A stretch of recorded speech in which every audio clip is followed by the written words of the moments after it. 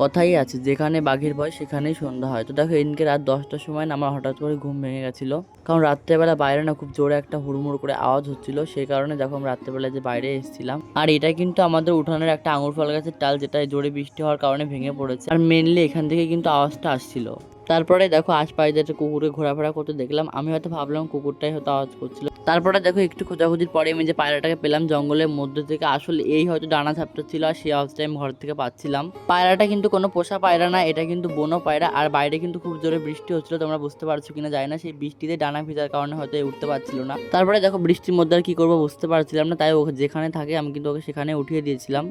আর বাইরে খুব বৃষ্টি হচ্ছিল, যে কারণে আমি কিন্তু ঘরে চলে গেছিলাম আর ওকে কিন্তু ওখানে রেখে দিয়ে গেছিলাম। কিন্তু ঘরে যে আমার অনেক চিন্তা হচ্ছিল যে পায়রাটা কি আদৌ সেখানে আছে না আবার পড়ে গেল। তো দেখো বাইরে বেরিয়ে দেখি যে ও কিন্তু আবার নিচে পড়ে গেছিল। আর প্রথমবার কিন্তু আমাকে থেকে ভয় পাচ্ছিল আর চলে যাওয়ার চেষ্টা করেছিল, কিন্তু এবার না ও বুঝতে পেরেছে আমি হয়তো ওকে সাহায্য করতে এসেছি। এই কারণে দেখো আমার হাতের মধ্যে এসে ও একাকে ধরা দিল আমাকে। তারপরে দেখো আশেপাশে না অনেক কুকুর ঘোরাফেরা করছিল আর ও না বারবার উপর থেকে পড়ে যাচ্ছিল। সে কারণে আমি কি করব বুঝতে না পারে দেখো ওকে আমরা আমাদের ঘরে নিয়ে চলে এসেছিলাম। আর ঘরে এসে তো আমার আর একটা কথা মনে পড়লো যে আমাদের ঘরে তো একটা বিড়ালও থাকে, তো একে যদি ঘরের মধ্যে রেখে দিত বিড়ালে খেয়ে যেতে পারে। তারপরে দেখো ভাবলাম যে ঘরে তো আর রাখা যাবে না, সেই কারণে দেখো আমাদের বাথরুমের ভেতরে একটা ফাঁকা জায়গা ছিল, আমরা ভাবলাম যে ওকে ওখানেই রেখে দিই আজকে রাতের মতো, আর কালকে সকালবেলা কোনো একটা ব্যবস্থা করে দেবো। তারপর আর কি দেখো ওকে ওখানে রেখে দিয়ে আমরা দরজাটা বন্ধ করে দিয়েছিলাম, আর আমরা কিন্তু রাত্রেবেলা সবাই ঘুমিয়ে পড়েছিলাম।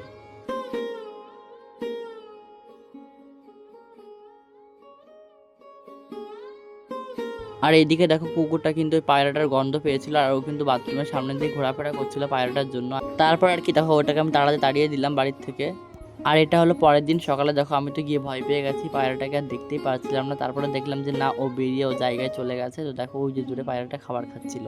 আর আজকের ব্লগটা আমি এখানেই শেষ করলাম, কেমন লাগলো সবাই একটু কমেন্ট করে জানিও। দেখা হচ্ছে অন্য কোনো ভিডিওতে, ততক্ষণ সবাই ভালো থাকো সুস্থ থাকো, টাটা।